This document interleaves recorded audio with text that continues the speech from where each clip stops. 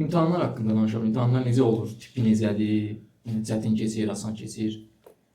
İmtahanlar fərqli cür olur fakültələrə görə. Sizin dizayn fakültəsində bildiyim qədərilə nəsə bir prototip hazırlama kimi bir imtahan növü də var. Amma bizim IT ixtisasında imtahanlar yazılı formada, bir də test formasında olur. Hansı ki, suallar əvvəlcədən verilir, tələbələr hazırlaşırlar, gəlib imtahanda verirlər. Suallar verilir dediyim, məsəl üçün 90 dənə yazılı mövzu verilir. 90 dənə sualdan random şəkildə 5-i seçilir və onun imtahanı veririk. Belə.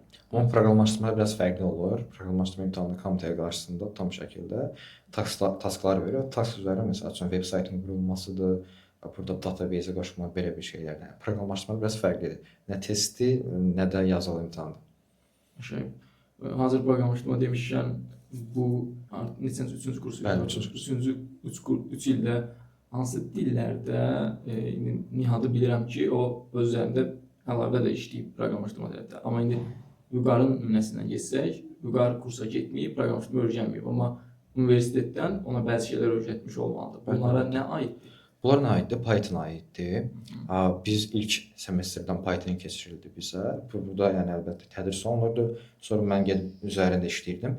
Hətta bizdə informatika imtahanında, 11 sinif imtahanında biz məktəb vaxtından da proqramlaşdırma bilib baza ilə gəlmişdik əslində. Şəbəkə bilirdik, proqramlaşdırma bilirdik, yəni müəyyən dərəcədə bilirdik də. Sonra isə burada gəldi müəllimlər biraz da təkmilləşdirdi, daha iləri səviyyədə öyrətdilər.